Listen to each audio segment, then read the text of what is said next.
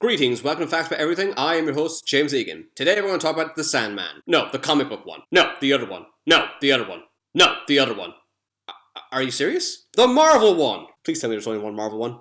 Yeah, okay, cool. As you can guess by his name, he can turn into sand. But that's not the only thing he can do. If he's exposed to a temperature higher than 1,871 degrees Celsius, his body will turn into glass. But the cool thing is, he can still control this, so he becomes this gigantic glass-like monster who can cut his enemies to shreds. And that is the first fact about Sandman. Let's dive in.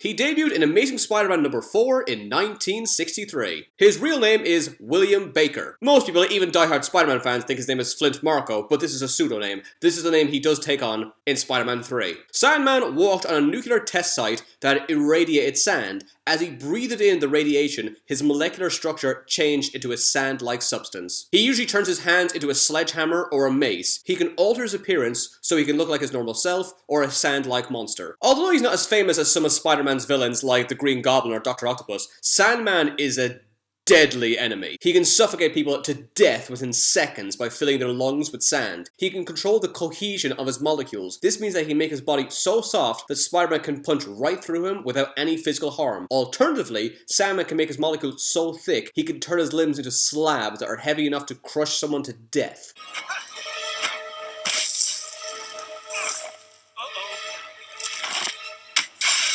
If he absorbs sand, he becomes bigger and more powerful. He would be almost unstoppable if he was on a beach. In his sand mode, there is one grain that contains Sandman's consciousness. If that grain is removed from the rest of the sand, Sandman will become unconscious. He was originally defeated with a vacuum cleaner.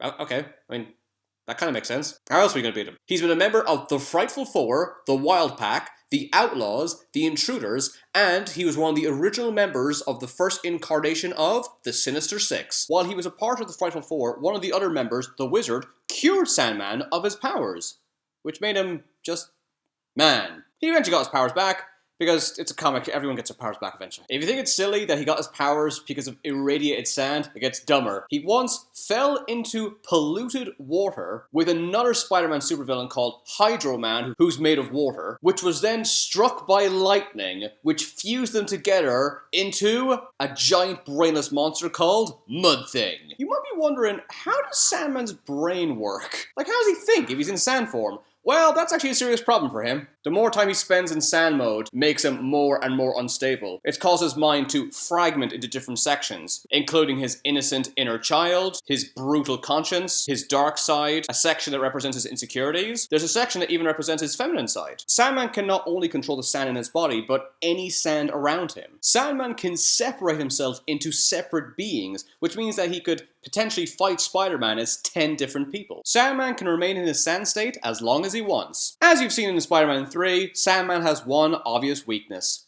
water. If he gets wet, he can't function properly until the sand dries. He can pour his sand into a person and then control them. He briefly served as an Avenger. There's an animal parody of Sandman called Sandmanatee. In 2013, IGN ranked the top 100 greatest supervillains ever and ranked Sandman at number 71. Because of the stupid movie Spider-Man 3, people forget just how powerful Sandman is. Sandman is so strong, he can lift 85 tons. This means that Sandman is probably around the same strength as the Thing. The first time he appeared in an animated series was in the 2008 cartoon Spectacular Spider-Man. That's the thing that confused me about the 90s Spider-Man cartoon. How come Sandman was like the only big villain that wasn't in that? I assumed it was because he was too difficult to animate or something, but no. James Cameron tried to make a Spider-Man film during the 1990s. At one point, he wanted to use Sandman and Electro as the main villains. Marvel decided not to use these characters in the show in case their portrayal clashed with the film's depiction. Sadly, the film was cancelled. Sandman never appeared in the show, and Electro only appeared in one episode near the end of the series. Also, let me know if you want me to do a video about Electro. He can fly vast distances by turning into a sandstorm. Now let's look at the movie Spider-Man 3, because that's always a good idea. Now dig on this. Thomas Hayden Church plays Sandman. He worked out for 16 months to play the character. Thomas Hayden Church broke 3 knuckles during the subway scene fight.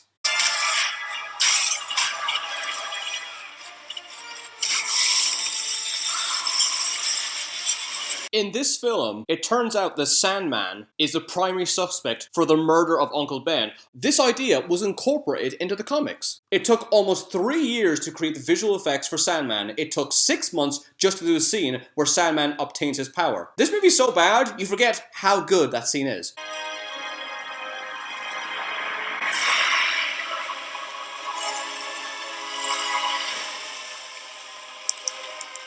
You're probably now thinking, oh yeah, that scene was awesome. Maybe this movie isn't as bad as I remember. Oh. Church based his character on misunderstood monsters like King Kong, Frankenstein's monster, and the Golem. When he was a child, he was an expert at building sandcastles. He was a sandcastle expert. Is that an actual thing? And finally, as a bedtime story, his mom used to tell him about the Sandman. Oh, come on! What are the chances that he's a sandcastle expert and his mum tells him stories about the Sandman? Did the chameleon have a pet chameleon? Is Kingpin's favorite movie Kingpin? Does Dr. Octopus know of a cephalopod that has a PhD? Thanks for watching. Don't forget to subscribe. There are still loads of Spider-Man villains I have yet to talk about. Lizard, Rhino, Mysterio, Morlun, Green Goblin. If any of those characters pique your interest, let me know and I'll upload a video as soon as possible.